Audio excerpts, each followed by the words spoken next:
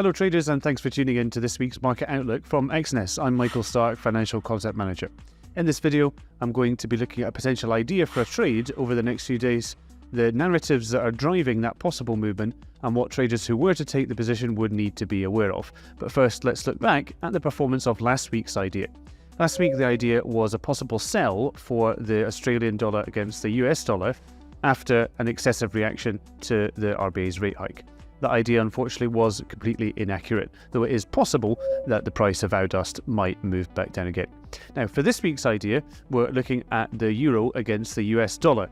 Euro-dollar seems to have reached an important local resistance around 108 and slightly below that area, and it might move back down towards the 38.2% Fibonacci retracement.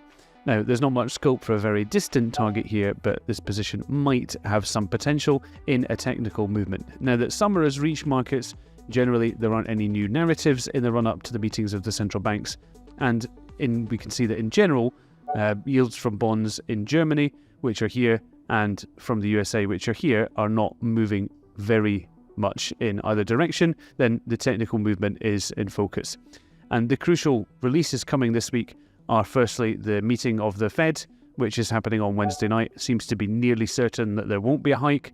And there's the meeting of the European Central Bank, which is happening on Thursday. And in that case, it seems to be pretty much guaranteed that there will be a single hike. So it's very important to watch the press conferences to see how the participants in the market might react to these different releases. In summary, the idea for a potential position this week is a sell for euro dollar, and it might move down to the local support around the Fibonacci retracement. The main narratives that are driving that are technical. Now that summer has reached markets and there aren't any really clear new fundamental narratives ahead of the central banks, then it's the movement on the chart that's in focus. And the critical releases that traders are monitoring this week are the meeting and press conference of the Federal Open Market Committee and the meeting and press conference of the European Central Bank.